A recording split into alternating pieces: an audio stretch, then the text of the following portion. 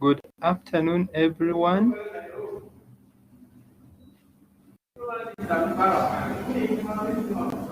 Thank you all for joining in time. I'm sorry I'm joining you late.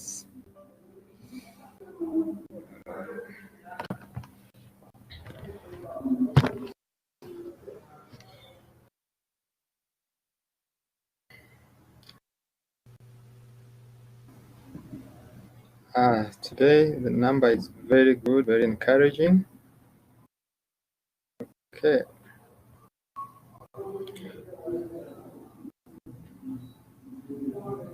So topic 3 is what we are doing.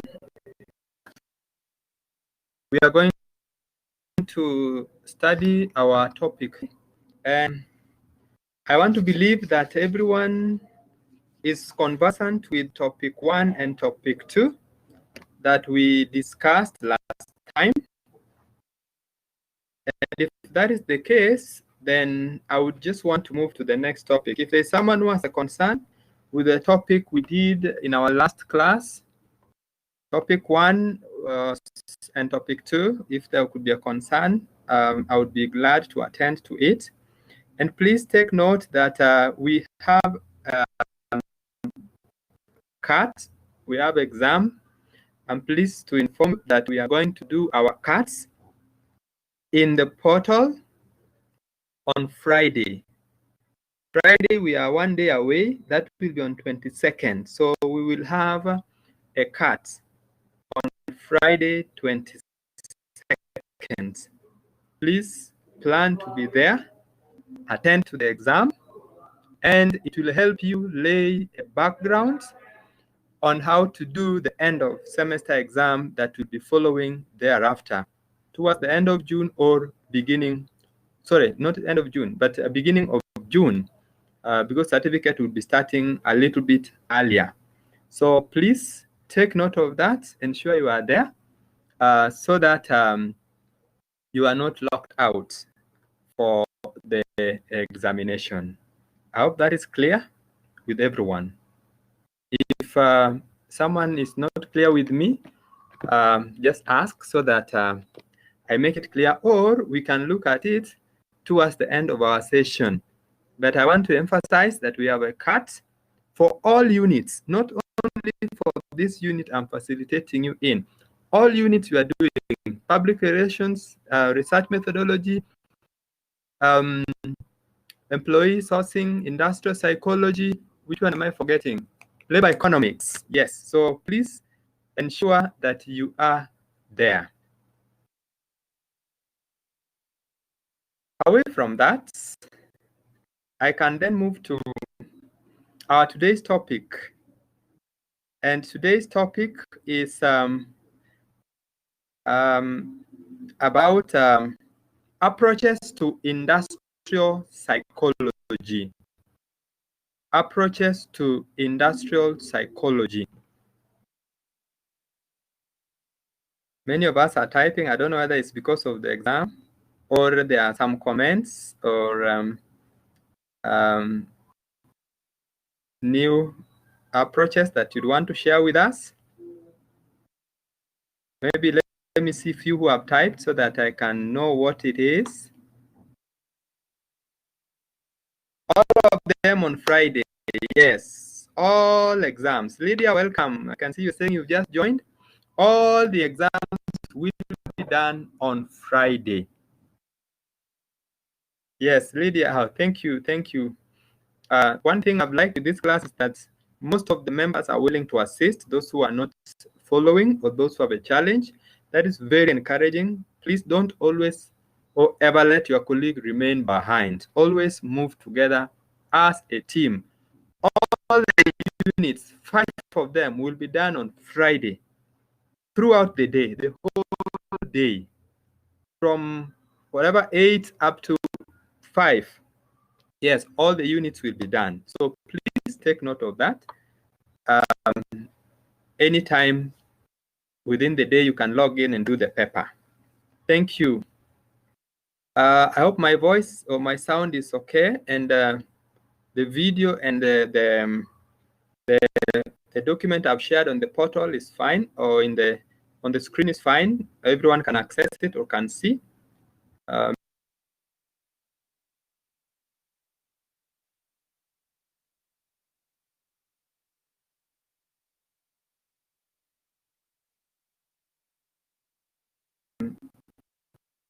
That should be confirmed.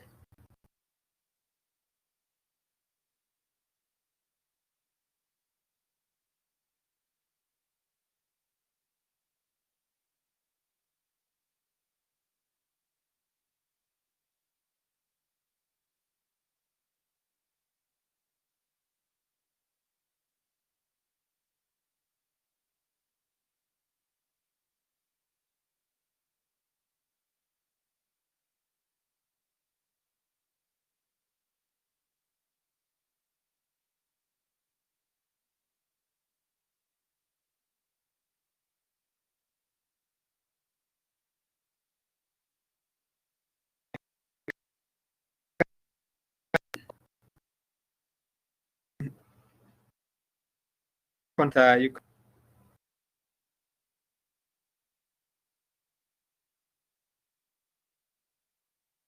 have had a challenge with the internet?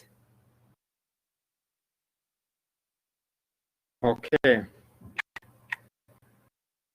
Sorry for that. I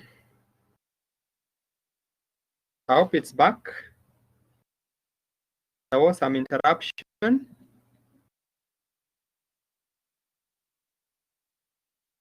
Okay.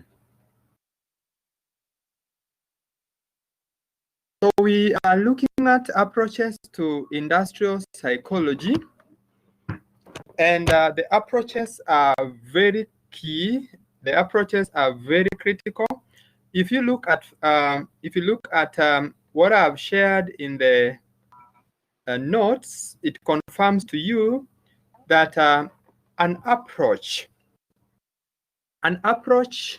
is a perspective or a view that involves certain assumptions or beliefs about human behavior. So that is critical as we look at approaches to industrial psychology. Remember, we looked at the scope, the importance, the application, and today we are looking at approaches to industrial psychology, and we said that an approach is a perspective or a view that involves certain assumptions or beliefs about human behavior, all closer to what we call theory. They are giving us some view or some perspective or some approach that involves certain beliefs about how human beings behave. And you'll find out that there are very many approaches to industrial psychology, or very many or different perspectives. And the question is, which one is right and which one is wrong? What you'll find out is that each perspective has got its own strength and its own weakness. And as we'll be studying moving down, you'd find or will break those approaches and those weaknesses, and the strengths as we move down the line. So the first approach, the first perspective, the first theory, so I would call it perspective theory approaches, is behaviorist perspective. Behaviorist perspective, that is the first one. Behaviorism is different from most of the approaches, and its main focus is that it views people as controlled by their environment, and specifically that we are as a result of what we have learned from our environment. So that which we have learned from our environment is what is believed under behaviorists or behaviorism to influence how we behave. It is concerned with the environmental factors. and how they affect our observable behavior. You'll find there are two main approaches in this approach. We have got classical conditioning, and the other one we have is operant conditioning. These two approaches are very critical, and just to make them clear in my explanation, classical conditioning was studied by a Russian psychologist. Is known as Ivan Pavlov. And this industrial psychologist, or Ivan Pavlov, he looks into natural reflexes, and let me make it clear and summarize it for you. Ivan Pavlov says that human beings, his research was done based on an experiment on dogs. You know, we have dogs which are always trained, and they're very efficient. You train them, and they are very reliable and very okay. Now, these dogs that were trained, they were trained in a point that if you ring a bell for them, when it is time for them to be fed or given food, they would run so that they go for their food. So every time the bell is rung, they would easily go for their food because they knew it was their time to go for that food. And what happened is that every evening that the bell is rung, they run, they wag their tail, shaking their tail, they wagging their tail, they run for their meal, they get fed, and then they leave, go back every evening. So this was a trend to a point whereby even if the bell is rung and there is no food, they would easily run knowing that food is there. To their surprise, they find there's no food. So there were conditions. That's what we talk about, classical conditioning. The environment that they were in. The bell, they were always associating it with food. And this was applied on people, that if something happens, do this. There are people who have beliefs that if I used to hear some people saying if you're walking and you knock your feet, then you are bad luck. So someone would just even go back to the house and say that wherever I was going, even if it was an interview or I'm going to meet someone, then there's bad luck ahead, and therefore I will not go ahead. I will just go back to the house and relax.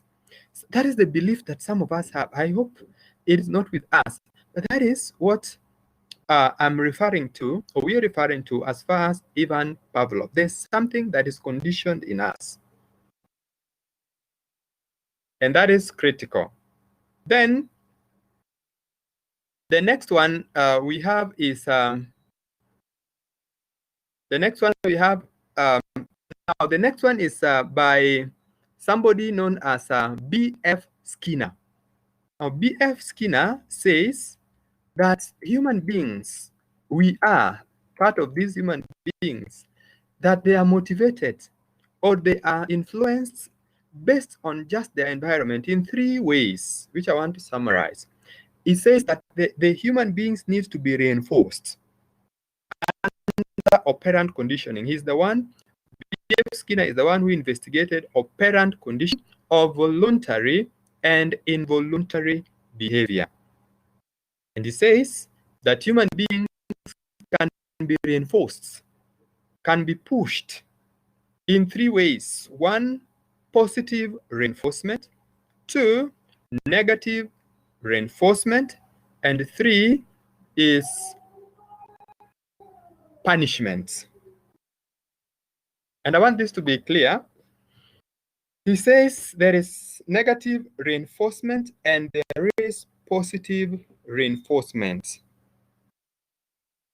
And in his positive reinforcement, he says that human beings are motivated by positive words. Just being positive is enough. Motivate people by being positive. You tell them, if you get to position 1 in class, if you get distinction in your diploma, then I'll sponsor you direct for bachelor's.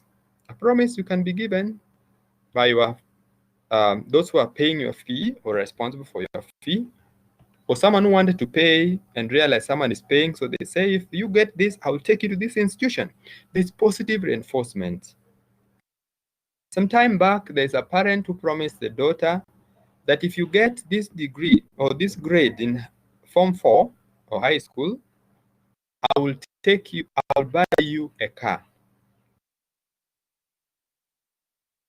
Now, in this case, the father knew the daughter wanted to be a medical doctor and knew that for you to become a medical doctor is expensive if you go parallel or become a privately sponsored student. But if you go public, you are sponsored by the government, then it is cheap. So what happened? The father promised the daughter, if you get this opportunity and you join, you're invited to study medicine, I'll buy you a car. That is positive reinforcement. And let me tell you, at the end of it, the parents bought for the daughter the car when the daughter got that grade.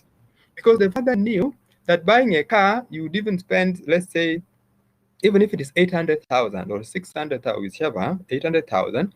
But the father knew that taking the daughter to school, private school, would spend even more than that 600, 800,000. It could be even 3 million. In fact, they are very expensive. So that was positive reinforcement. And that is what should always emanate from our mouth. We should always remain positive.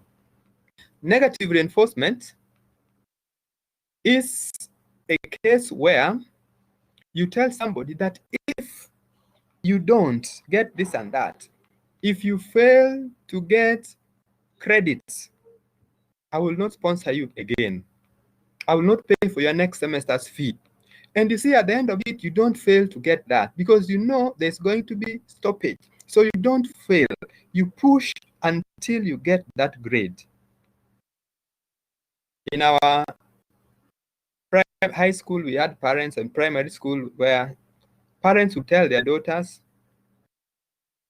just move on with life. But if you get pregnant, don't come to this home. Go to the place, go stay with that man, wherever you stay, or wherever he stays. Don't come back to my house when you're pregnant.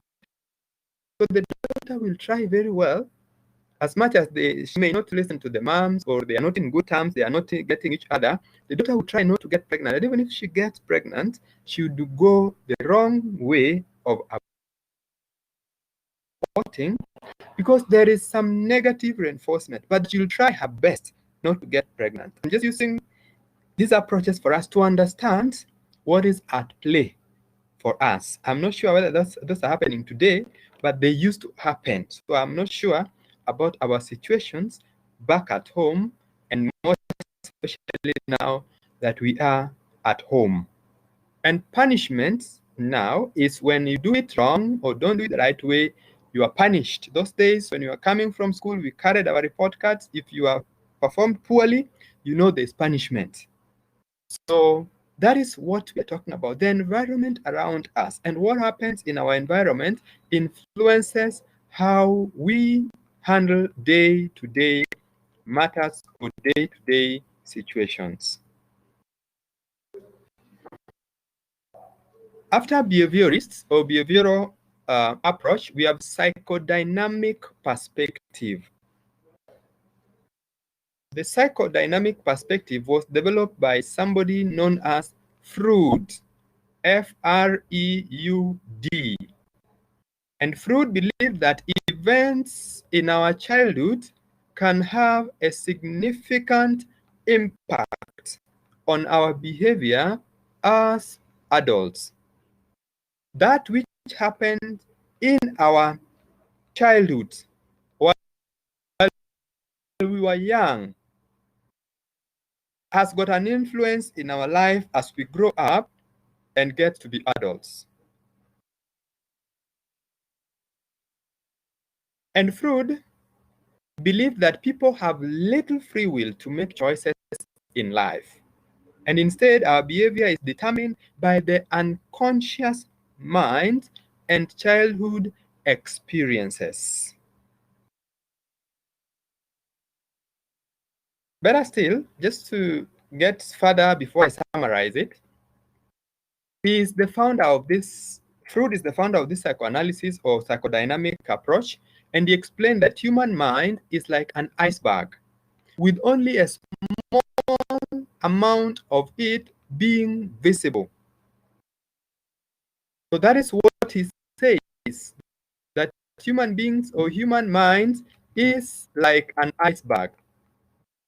And being an iceberg, you can only see a portion of it. I don't know whether we know an iceberg.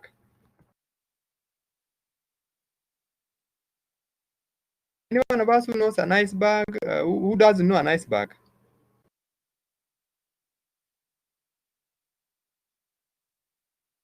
I believe we know an iceberg.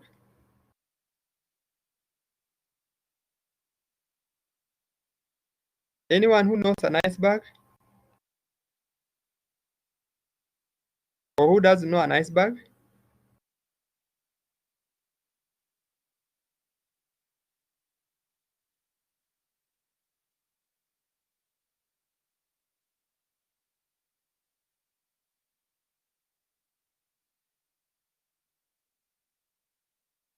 Ah, there are those who don't know an iceberg. Okay, fine.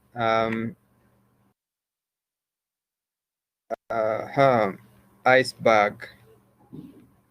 Let me see if I can get that for you.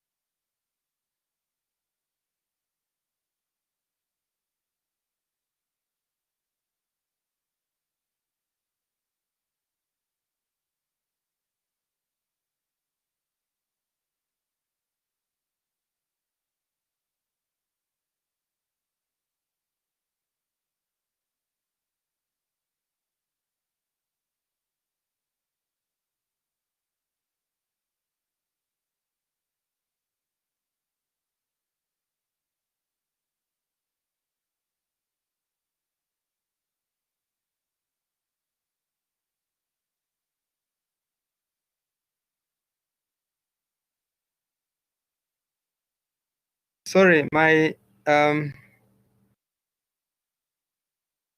I was sharing an iceberg, it disappeared and lost everything. So sorry for that. I hope I can still share it. Let me try once again if I can share it.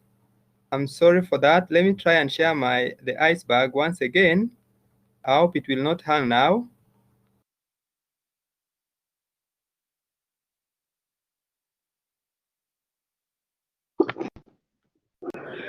Okay. Is that visible? Can we see the icebergs? Please confirm you can now hear me and you can see the icebergs, especially those who mentioned they can't hear. Evelyn, everyone else, Daisy, Christine, Fahma, Gitau, Faith. Please confirm you can see Joyce, Linus, Maureen, Mina, Najib, Purity, Rashid. Please confirm you can see, you can hear. That's what I was trying to share. It disappeared. Thank God it's back. Sorry. Thank you so much. So I want to see Evelyn. Evelyn, you said you don't know iceberg. Can you confirm you've seen it?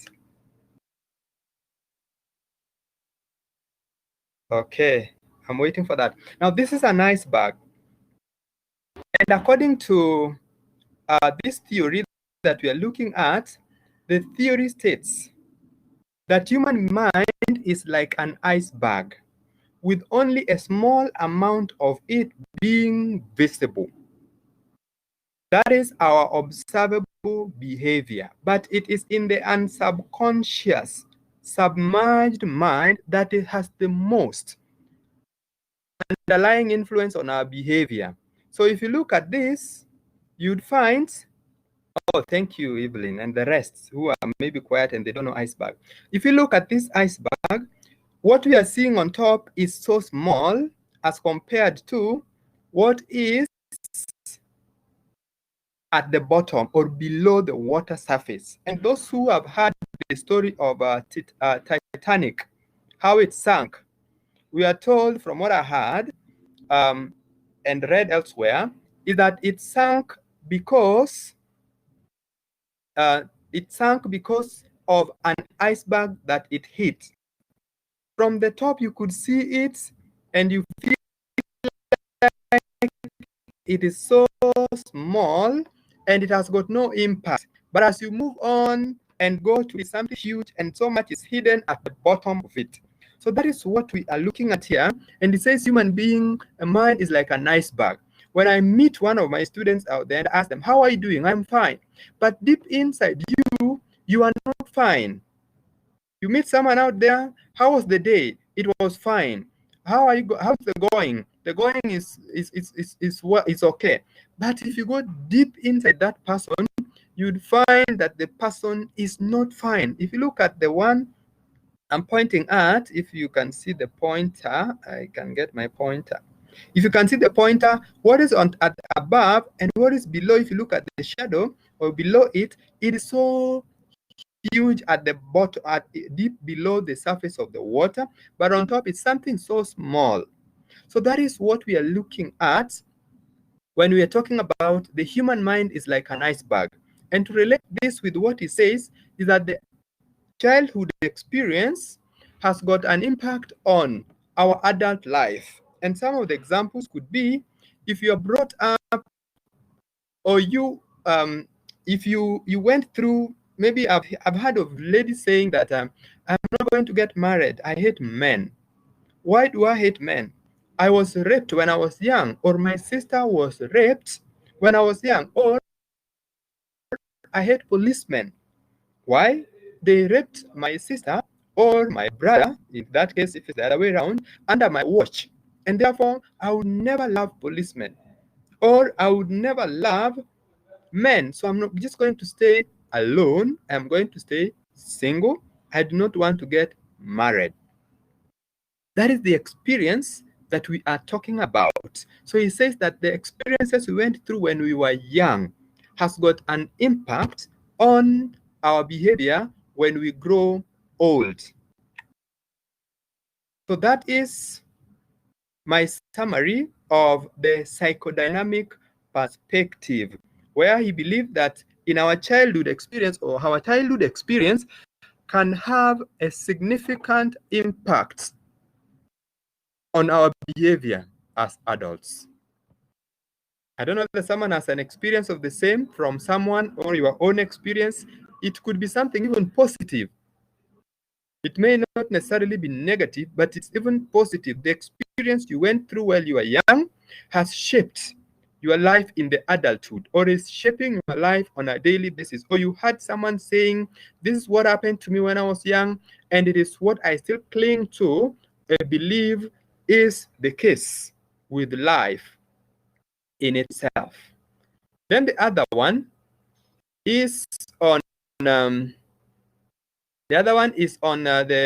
third approach, and the third approach states that humanism, that humanistic psychology is a psychological perspective that emphasizes the study of the whole, so you person in his or her entirety. Humanistic psychologists look at human behavior not only through the eye of the observer, but also through the eye of the person doing the observing or the behaving. So as you look at somebody, look at that person in all rounds. As you look at, is it like when you say that someone has annoyed you, could you ask yourself why you may have contributed to the annoyance? Have you ever asked yourself such a question? I'm annoyed with that person. How could he do that to me? But the question is, could you ask yourself if you may have contributed to the annoyance or the hatred? So that is what you should look at. You know, it looks at human behavior not only through the eyes of the observer, but also through the eyes of the person doing the behaving. And humanistic behavior, I like it with this case. It says that, or it suggests that we are each responsible for our own happiness and well-being as humans. Each one of us, we are responsible for our future. The inner feeling in us, the self-image we want to depict out there is critical to us, and therefore we are all responsible for our own happiness and our own well-being. So you can decide to ignore the government directives, go without your face mask, or have the face mask and hang it on your chin. And what happens next? You get arrested, and you are charged 20,000. Yet the face mask is 120. Face mask is 120 shillings, or some are going as cheap as 50 shillings. So that is critical. I know that 50 shillings may be a challenge getting, but what I'm looking at here, we are responsible for our own happiness.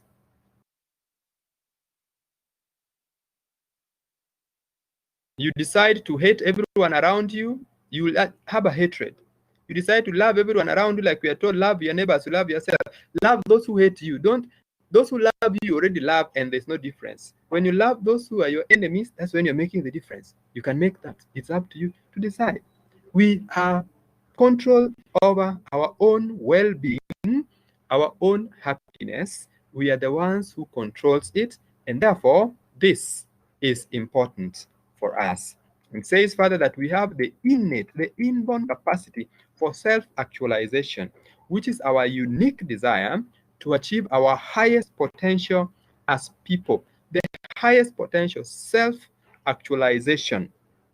If you remember Self-Actualization by Abraham Maslow, when he talks about self-actualization, and he says that human beings have the urge to go to the highest level that they can. Lydia, please confirm your side. I want to believe I can be heard, because I can also confirm that.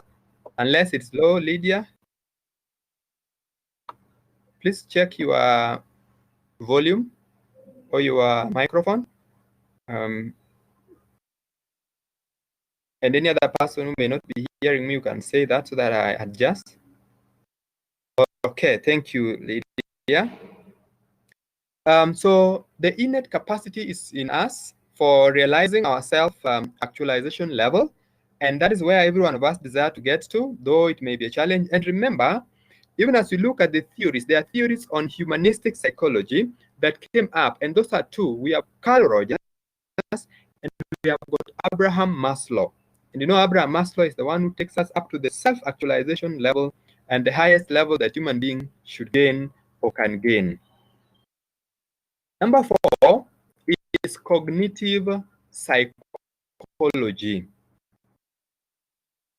This initiative was developed in different institutions in Europe and American universities. And it revolves around, and the person who came up with it is Wilhelm Wundt. It revolves around the notion or the thought or belief that if we want to know what makes us behave in a certain way, then it is us to figure out what processes we are actually going through or what processes are going on in our minds. So that is important. What makes you behave in the way you're behaving? There could be something that is going on in your mind. And that which is going on in your mind is what is influencing you to behave in a certain way. And it says it's concerned with our mental function, the memory, the perceptions we have, the attention we want to capture. And it views people as being similar to computers. And if we know computers will always process information. Computer will receive information, will process it. So receiving is the input. The way the mind, the computer inputs, the mind receives. Then there is processing, the computer processes, the mind also processes the idea or the issue, and then there's output. What is it that comes out? Maybe you heard of something, you think about it. How did that person think about it? Why did that person think that I am going to come late tomorrow or I'm going to be early tomorrow? Then you respond that, all right, fine, this is what I think, or this is what will happen. So that is what we have as the cognitive, all or much about what happens in our minds, the mental thinking or mental capacity in us. So that is cognitive approach. Then we have biological psychology or biological approach. I'm having 2 more to go, then I finish. So I'm not going to take long. The next 5 minutes, I should be winding up. In fact, it's 1 more. There should have been another one. Okay, that one maybe in counseling. So biological approach believes that behavior, that most behavior is inherited and has an adaptive or evolutionary function. That's why people believe or say that you behave like your dad, you behave like your uncle, you behave like that is what we have. So people believe that we inherit them. If someone is behaving abnormally, you know how they refer to it, or you behave like your dad, your mom, your uncle, whoever it is, or the person is. So that is the behavioral approach. The one we inherit is like your parents, your mom, your dad. The way I behave, I'm bright like my mom, like my uncle. Is performing well like the former supervisor. That means he's inherited his former supervisor's behavior. In politics, you hear someone saying that is somebody's student. It's just politics. The way of politics is like the one who has been nurturing him or who was his boss. So that is what we are looking at. And we are looking at all these approaches to help us understand how people behave, and most importantly, why people behave in that given particular way. So when I see you behaving in a certain way, I don't have to rush into conclusion that this is what is happening to this person, or this person has got this challenge. No. I have to be cautious. I have to be careful so that I don't be like a busybody, rushing into making judgments or making rash and unnecessary comments. So that is what we have in the approaches to industrial psychology. The first one we've mentioned is that industrial psychology first approach is behaviorists. The second one is a behaviorism approach. The second one is psychodynamic approach. The third one is humanism. Then the next one is biological approach, and which is the last one I've left out. Not sure if there's another one I've left out, but there is the biological psychology, the risk of cognitive. I left out cognitive approach. I left out cognitive approach. So there you are. I am done with my session for today. I wish to get comments or questions as we move forward.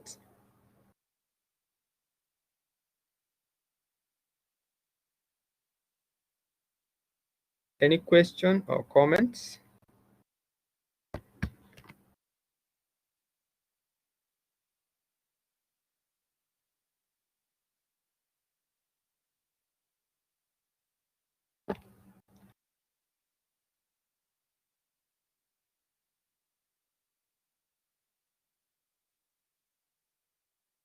Lydia, do you have a comment?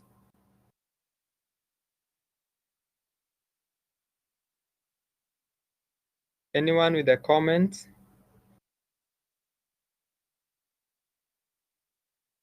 Or a question?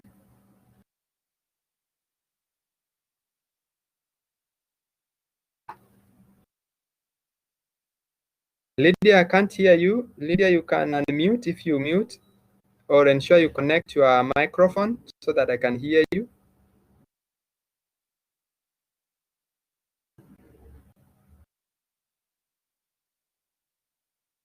Yes, on Friday, log in early. Oh, the first approach we said is the first approach. Which one was the first approach? The first approach was behaviorism. Our behavior is influenced by certain factors or certain things. And the way we behave can be influenced by reinforcement. You know, there's someone who gives you some reinforcement, someone who gives you some push, a little bit of push. And as I mentioned, repeating this courtesy of one of us was requested. So the first one, as you mentioned, there's something that makes you behave in a certain way. Just like I would tell you, if you don't attend our class, then you will not be allowed to do our exam. So you push so that you do your exam. And that is very important for us. So there's something that pushes you. And there's a positive one, there's a negative one, and there's this punishment. So you do something wrong at home, like we were used to do something wrong, and my mom comes and tells you, I will beat you, and you're being beaten. Yet he's saying, I'll beat you. So the beating has already taken place. But there's one you are told, if you come home late tonight, don't arrive home. Don't come home. That used to be our case with our parents. Our dad used to be very strict. So tell us, if you come home past 6:30, please remain wherever you are. And you know you will not want to come late, so you come early. There's that positive reinforcement until I went to a point where I got used to it. So that is the first one, the behaviorist approach.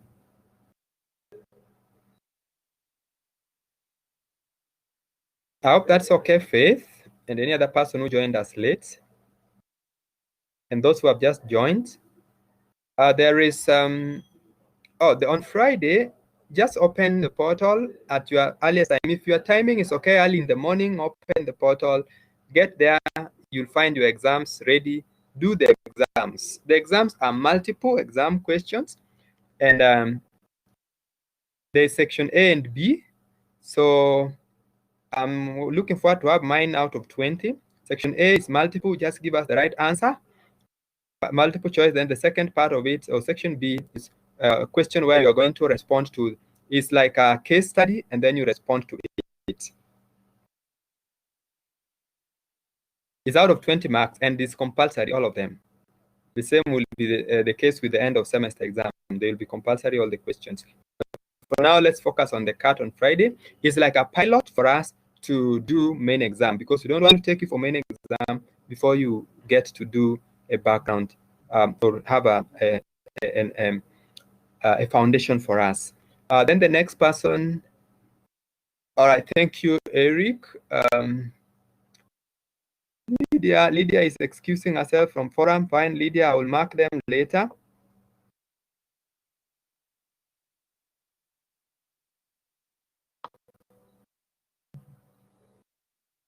Then there is, let me see the next person.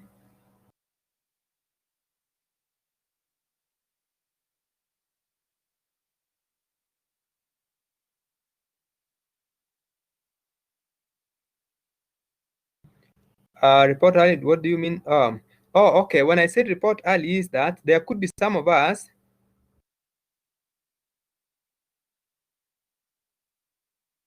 When you report early, I mean there are those who may have a challenge with network. Maybe the network is okay early in the morning, or maybe mid morning or afternoon. So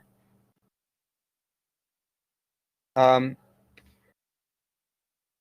that's what I mean, that you join, the exam will be there for the whole day. So anytime that's convenient for you, get in and do the exam. But remember, all the papers are done. Each will be just for 1 hour. Oh, psychodynamic. Yes, that's psychodynamic. Thank you, psychodynamic. So after these exams, will we still be having July exams? Yes, the exam we are going to do is for January, April.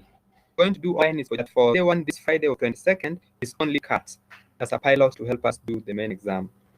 Then who else? Can the behavior of a parent, can some of the behavior of the parent leads child earlier child's life? Yes, the behavior of a parent can influence. If you get brought up in a family where parents are not in agreement, they are quarreling. I've seen families where there's quarrel, the father fighting the mom, then the son may go on with the same, and that would be unfortunate. The families where there's love and it's all love language in the family, the children grow up loving each other and also desire to have the same kind of a loving family as they grow up. So that's very important. That's key. The way parents bring up their children matters a lot. It has got an influence on how their children will live in their old or in their adulthood life. Then the dynamic has been corrected. So exam is on Friday. Yes, that's on Friday, this Friday, only tomorrow. Then exam is on Friday. Any other comments as we wind up our class? To our touch. I want to thank everyone for turning up. It was so good to see you people turning up even earlier than me, as I was working on my network. That was okay. These are cuts.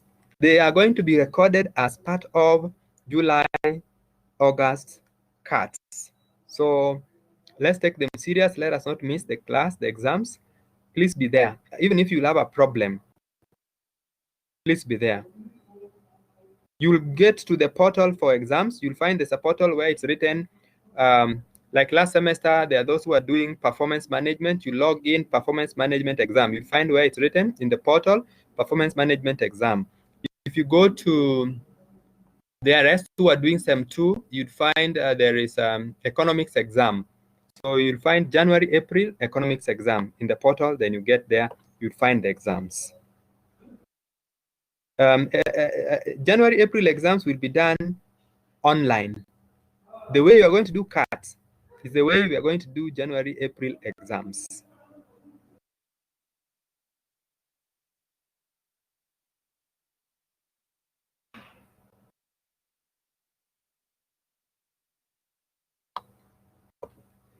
I'm just responding to our questions or concerns through the session. Yes, Thursday's class is still there. But this was just to remind us that we have the session. So Thursday's class is still there. Yes, we log in on the same portal where we do exams. You find them in the portal. The exams will be in the same portal you log in, but now you'll choose the units and you'll find the units written exam. If it's January, April, performance management exam. Performance management, April exam. Log in there, you find instructions, go to the exam, do it, finish, and you'll be done. The same on Friday. But more information will be communicated by HOD, as I also post the same in the portal, hopefully tomorrow.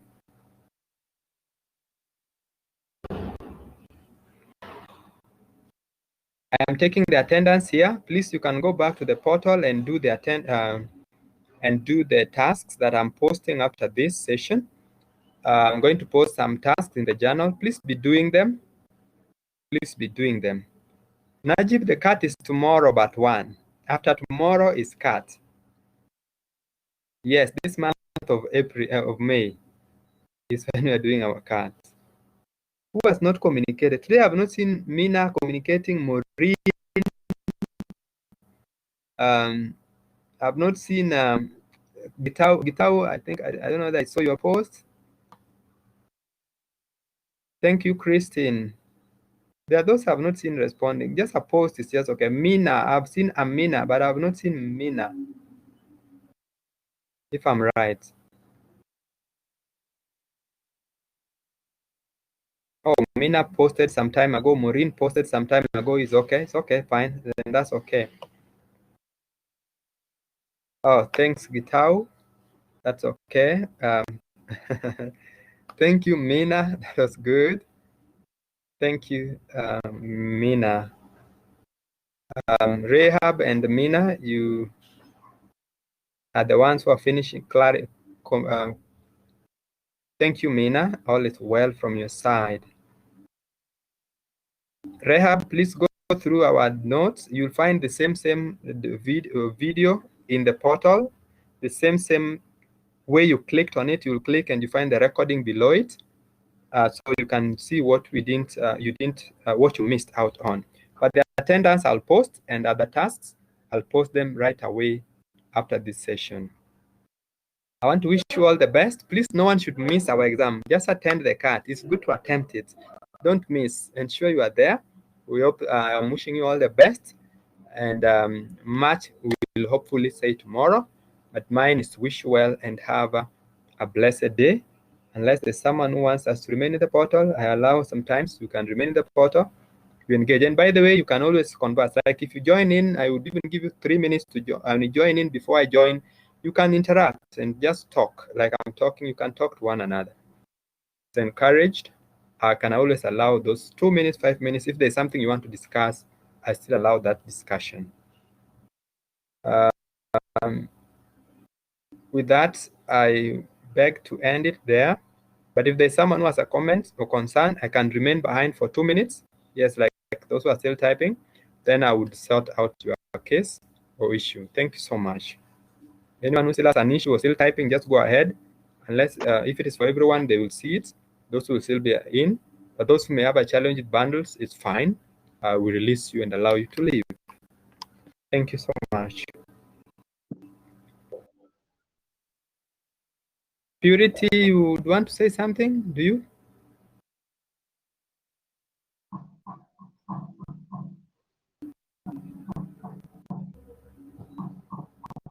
Oh, Rehab, I did not put a journal. I didn't put a journal for topic 1, so don't worry about it. I will ensure that in other topics I'll be doing the same. I'll mention why I got to confirm to you now. Later to you. May not want to mention it here for everyone.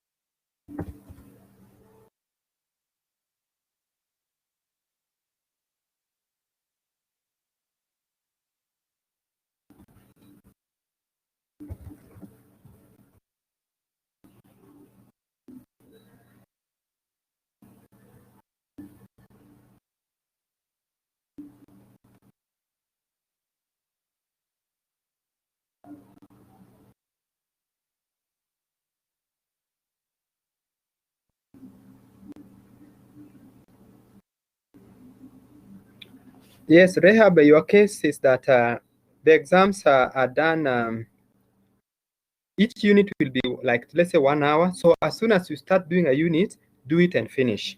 So the case is, you could be having 5 units, and each one is 1 hour. So you spread your 1 hour throughout the day. You start at 8, finish at 9, break for even 30 minutes, then come back 1 hour, go for it, because it's timed. It's timed, so that should be clear. It's timed. If you start, you'll count after 1 hour, it's over. It closes. So that is critical. Ensure you observe that.